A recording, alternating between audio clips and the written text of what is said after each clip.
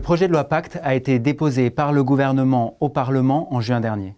Alors que les travaux en première lecture à l'Assemblée nationale viennent de se terminer, il est intéressant pour nous de faire le point sur les dispositions de ce projet de loi qui ont trait aux cryptoactifs et à la blockchain.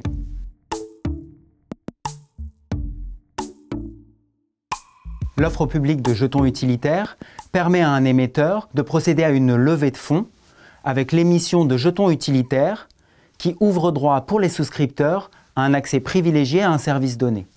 Le visa pourra être obtenu auprès de l'AMF sur choix de l'émetteur sous réserve de respecter différentes conditions, notamment le séquestre des fonds levés, le respect des obligations en termes de lutte anti-blanchiment et contre le financement du terrorisme, et enfin, la fourniture d'informations claires, exactes et non trompeuses auprès des souscripteurs.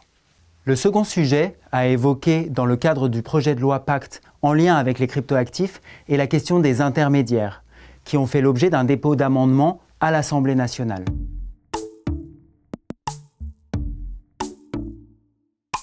Le projet de loi Pacte propose en effet d'introduire un cadre optionnel pour les prestataires de services sur actifs numériques, comme par exemple le service de conservation, le service de conversion entre monnaie légale et cryptoactifs ou le service de conseil. Le deuxième élément, c'est l'élargissement par le projet de loi Pacte des catégories de fonds d'investissement pouvant investir pour le compte de plusieurs investisseurs dans des cryptoactifs. Et enfin, troisième élément, la capacité des acteurs ayant développé des activités en lien avec les cryptoactifs à ouvrir des comptes bancaires.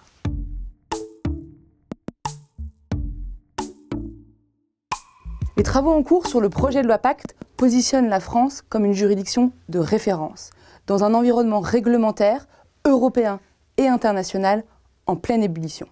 En effet, la Commission européenne s'interroge actuellement sur l'opportunité de définir un cadre réglementaire adapté.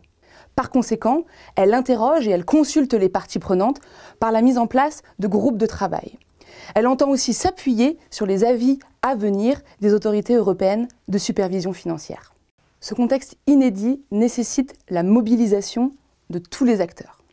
Cette mobilisation se traduit aussi par l'importance de contribuer aux initiatives réglementaires en cours et à venir. À ce moment charnière, il est donc nécessaire de se poser les bonnes questions, les questions stratégiques et les questions juridiques qui seront nécessaires au développement de vos activités et qui vous permettront de saisir les opportunités qui s'offrent à vous. Dans cette dynamique, JIT 255 se positionne en partenaire pour répondre à vos questions et vous accompagner dans cette démarche.